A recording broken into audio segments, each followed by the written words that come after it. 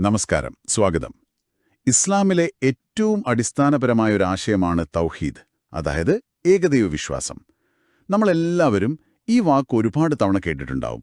പക്ഷേ ശരിക്കും അതിൻ്റെ ഒരു പുസ്തകത്തിലെ അർത്ഥത്തിനപ്പുറം ആഴത്തിൽ അതൊരു വ്യക്തിയെ എങ്ങനെയാണ് സ്വാധീനിക്കുന്നത് എന്ന് മനസ്സിലാക്കാനാണ് നമ്മളിന്ന് ശ്രമിക്കുന്നത്. നിങ്ങൾ ഞങ്ങൾക്ക് നൽകിയിരിക്കുന്നത് പ്രഭാഷകനായ ഉമർ കോയ മദീനിയുടെ ഒരു ചെറിയ വീഡിയോ ഭാഗമാണ്. ശരിക്കും പറഞ്ഞാൽ ഇസ്ലാമിന്റെ ആണിക്കല്ല് തന്നെ ഈ ഒരൊറ്റ ആശയമാണ്.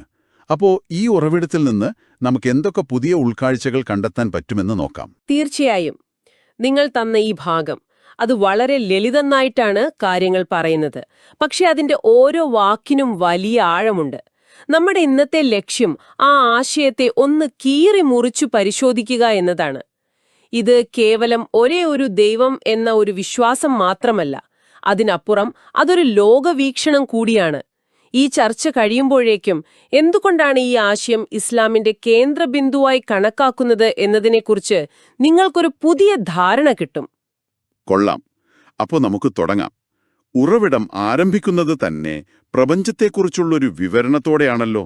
സമുദ്രങ്ങൾ, പർവ്വതനിരകൾ, രാവും പകലും, വെള്ളം, വെളിച്ചം, ഇതെല്ലാം അല്ലാഹുവിൻ്റേതാണെന്നും അവയെല്ലാം ഉണ്ടാക്കി നോക്കി നടത്തുന്നത് അവൻ മാത്രമാണെന്നും പറയുന്നു. ഇത് കേൾക്കുമ്പോൾ ഒരു പ്രകൃതിയിലെ വലിയ കാര്യങ്ങൾ ചൂണ്ടിക്കാണിച്ച് സ്രഷ്ടാവിന്റെ ഒരു കഴിവ് ബോധ്യപ്പെടുത്താനുള്ള ശ്രമം പോലെ തോന്നുന്നുണ്ട്. അതെ, അത് ശരിയാണ്. പക്ഷേ അതിനപ്പുറം ഒരു പ്രധാനപ്പെട്ട ദൈവശാസ്ത്രപരമായ ഒരു അടിത്തറയിടൽ കൂടിയാണത്. സാധാരണയായി ഇസ്ലാമിക പണ്ഡിതന്മാർ തൗഹീദിനെ മൂന്നായിട്ട് തിരിക്കാറുണ്ട്. നിങ്ങൾ നൽകിയ ഉറവിടത്തിലെ ഈ ആദ്യ ഭാഗം സംസാരിക്കുന്നത് അതിലൊന്നാമത്തേതായ തൗഹീദ് അർ-റുബൂബിയ്യയെക്കുറിച്ചാണ്.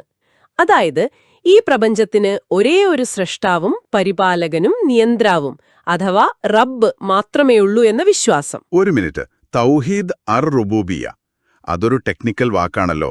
അപ്പോ ഈ ആശയം, അതായത് ഒരൊറ്റ സൃഷ്ടാവുണ്ട് എന്ന വിശ്വാസം, ഇസ്ലാമിന് മാത്രം പ്രത്യേകതയുള്ള ഒന്നാണോ? അല്ല, അവിടെയാണ് രസകരമായ കാര്യം. ചരിത്രം നോക്കിയാൽ ഒരുപാട് ബഹുദൈവ വിശ്വാസികൾ പോലും ഒരു പരമോന്നതനായ സൃഷ്ടാവിന്റെ അസ്തിത്വം അംഗീകരിച്ചിരുന്നു. ഇസ്ലാമിന്റെ തുടക്കകാലത്ത് മക്കയിലുണ്ടായിരുന്ന ഖുറൈശികൾക്ക് പോലും ഒരു പ്രധാന സൃഷ്ടാവുണ്ടായിരുന്നു. അവരെ വിശ്വസിച്ചിരുന്നത് ആ സൃഷ്ടാവാണ് മഴ നൽകുന്നതും കാര്യങ്ങൾ നിയന്ത്രിക്കുന്നതുമൊക്കെ എന്നായിരുന്നു. അപ്പോ ഈ റുബൂബിയയുടെ കാര്യത്തിൽ വലിയ തർക്കമൊന്നും ഉണ്ടായിരുന്നില്ല. ഓ ശരി.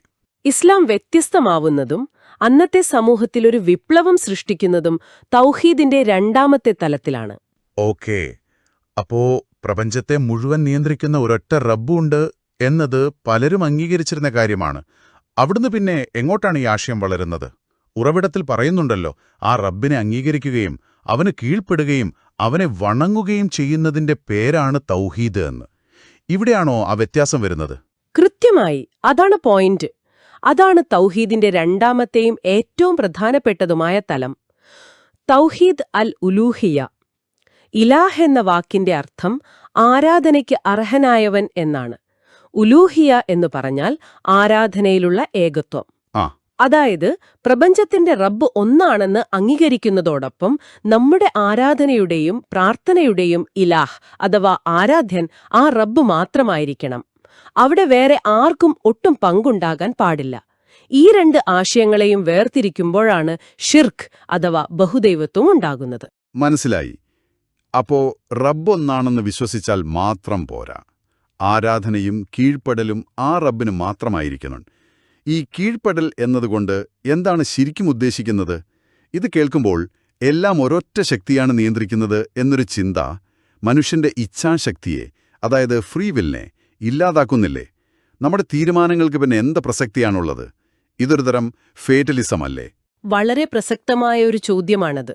ഇത് ഇസ്ലാമിക ദൈവശാസ്ത്രത്തിലെ ഏറ്റവും സങ്കീർണമായ ചർച്ചകളിൽ ഒന്നുമാണ്.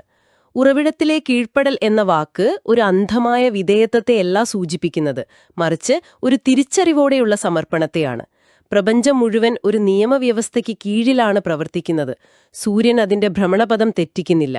ഹൃദയം അതിന്റെ താളം തെറ്റാതെ മിടിക്കുന്നു. ശരിയാണ്. അതുപോലെ മനുഷ്യനും ഒരു ധാർമ്മിക നിയമവ്യവസ്ഥയ്ക്ക് കീഴ്പ്പെട്ട് ജീവിക്കുമ്പോഴാണ് അവന്റെ ജീവിതത്തിന് ഒരു താളവും ലക്ഷ്യവും ഉണ്ടാകുന്നത് എന്നാണ് ഈ ആശയം പറയുന്നത്. ഇനി ഇച്ഛാശക്തിയുടെ കാര്യം. ഒരു വശത്ത് എല്ലാം ദൈവത്തിന്റെ നിയന്ത്രണത്തിലാണെന്ന വിശ്വാസമുണ്ട്. മറുവശത്ത് മനുഷ്യന് തിരഞ്ഞെടുക്കാനുള്ള സ്വാതന്ത്ര്യവും നൽകിയിട്ടുണ്ട്.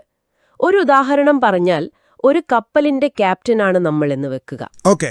കടലും കാറ്റും നമ്മുടെ നിയന്ത്രണത്തിലല്ല, അത് ദൈവത്തിന്റെ തീരുമാനമാണ്. പക്ഷേ ആ സാഹചര്യങ്ങൾക്കനുസരിച്ച് കപ്പലിന്റെ ചുക്കാൻ തിരിക്കാനും ലക്ഷ്യത്തിലേക്ക് നീങ്ങാനും നമുക്ക് സ്വാതന്ത്ര്യമുണ്ട്. ആ തിരഞ്ഞെടുപ്പുകൾക്കാണ് നമ്മൾ ഉത്തരവാദികൾ. കൊള്ളാം. ആ ഉദാഹരണം കാര്യങ്ങൾ കുറച്ചുകൂടി വ്യക്തമാക്കുന്നുണ്ട്. അപ്പോ ഈ ആശയം, അതായത് തൗഹീദ്, ഒരു വ്യക്തിയുടെ ദൈനംദിന ജീവിതത്തെ എങ്ങനെയായിരിക്കും പ്രായോഗികമായി സ്വാധീനിക്കുക? ഉറവിടത്തിൽ അതൊരു വലിയ ജീവിത വീക്ഷണമായിട്ടാണ് അവതരിപ്പിക്കുന്നത്. തീർച്ചയായും ഇത് ഒരാളുടെ മാനസിക ഘടനയെ തന്നെ മാറ്റാൻ കഴിവുള്ള ആശയമാണ്. നമുക്കൊരു പ്രായോഗിക ഉദാഹരണമെടുക്കാം. ജോലിയിലൊരു പ്രമോഷൻ കിട്ടുന്നു എന്ന് കരുതുക. ഈ ആശയം ഉൾക്കൊള്ളാത്ത ഒരാൾ അതിനെ ചിലപ്പോൾ തന്റെ കഠിനാധ്വാനത്തിന്റെയോ കഴിവിന്റെയോ മാത്രം ഫലമായി കണ്ടേക്കാം. എന്നാൽ തൗഹീദ് അനുസരിച്ച് ജീവിക്കുന്ന ഒരാൾ ചിന്തിക്കുന്നത് കുറച്ചുകൂടി വിശാലമായിട്ടായിരിക്കും. അതെങ്ങനെയാണ്? തന്റെ കഴിവും പരിശ്രമവും അനുകൂലമായ സാഹചര്യങ്ങളും മേലുദ്യോഗസ്ഥന്റെ അംഗീകാരവും, എന്തിന് ആ സമയത്ത് തനിക്ക് നല്ല ആരോഗ്യമുണ്ടായിരുന്നത് പോലും ഒരേയൊരു ശക്തിയുടെ നിയന്ത്രണത്തിലായിരുന്നു എന്നൊരു ചിന്ത വരും. ഇത് അഹങ്കാരത്തെ കുറയ്ക്കാനും വിനയം കൂട്ടാനും സഹായിക്കും. ശരിയാണ്.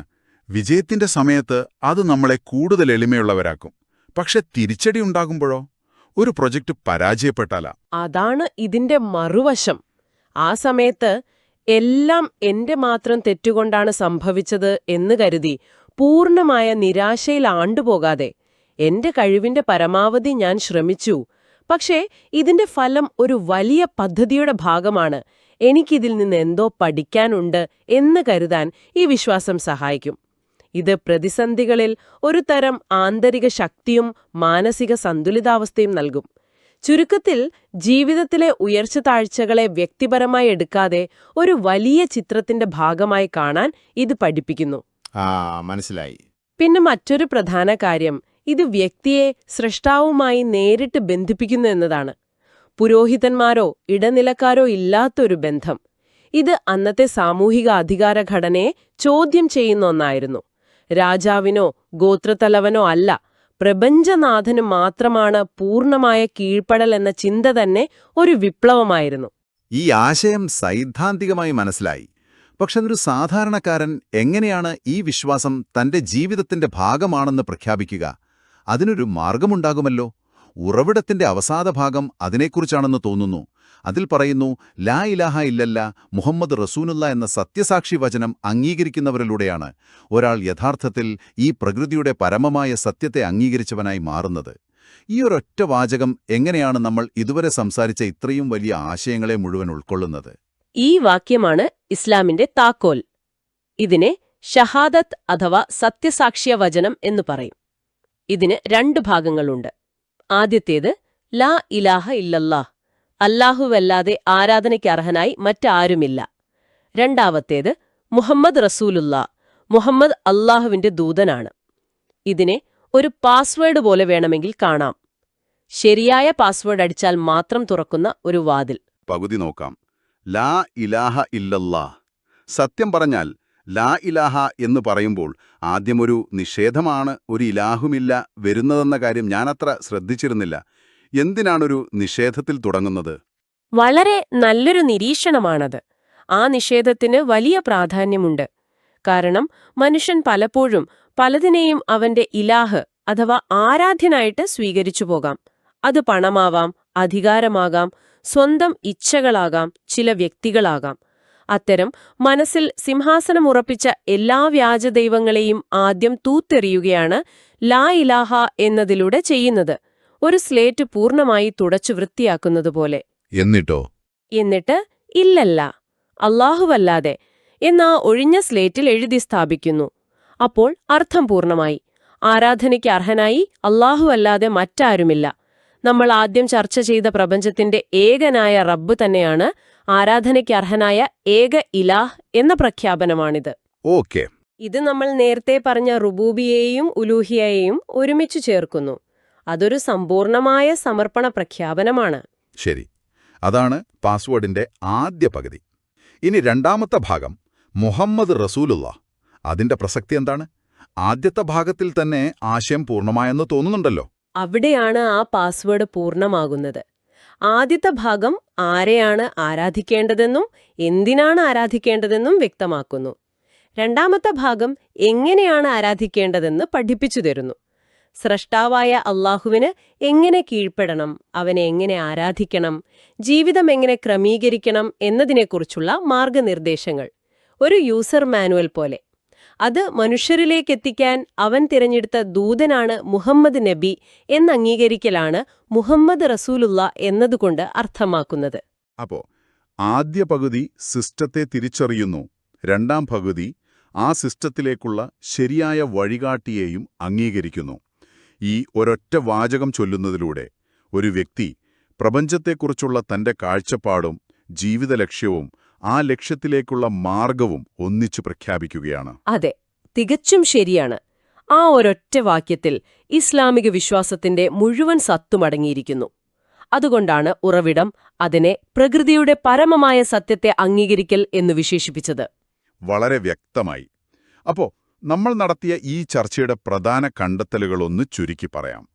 നിങ്ങൾ നൽകിയ ഉമർകോയ മദീനിയുടെ വീഡിയോ ഭാഗത്തെ അടിസ്ഥാനമാക്കി നമ്മൾ തുടങ്ങിയെങ്കിലും അതിനപ്പുറം കുറേ കാര്യങ്ങൾ ചർച്ച ചെയ്തു. ഒന്ന്, ഈ പ്രപഞ്ചത്തിന് ഒരേയൊരു സൃഷ്ടാവും പരിപാലകനും, അതായത് റബ്ബ്, ഉണ്ടെന്ന വിശ്വാസം. അതാണ് തൗഹീദ് അർ-റുബൂബിയ്യ. രണ്ട്, ആ റബ്ബിനെ മാത്രം ആരാധിക്കുകയും ജീവിതം അവനെ കീഴ്പ്പെടുത്തുകയും ചെയ്യുകയെന്നതാണ് ഇസ്ലാമിന്റെ കാതലായ തൗഹീദ് അൽ-ഉലൂഹിയ. ഇത് കേവലം ഒരു വിശ്വാസമല്ല, മറിച്ച് വിജയങ്ങളിൽ വിനയവും പരാജയങ്ങളിൽ സമചിത്തതയും നൽകുന്ന ഒരു ജീവിതരീതിയാണ്. ഒടുവിൽ ഈ പൂർണ്ണമായ അംഗീകാരത്തിന്റെ പ്രഖ്യാപനമാണ് ലാ ഇലാഹ ഇല്ലല്ലാഹ് മുഹമ്മദ് റസൂലുള്ളാഹ് എന്ന സത്യസാക്ഷ്യ വചനം. അതിന്റെ ആദ്യ പകുതി എന്തിനും രണ്ടാം പകുതി എങ്ങനെയെന്നും വ്യക്തമാക്കുന്നു.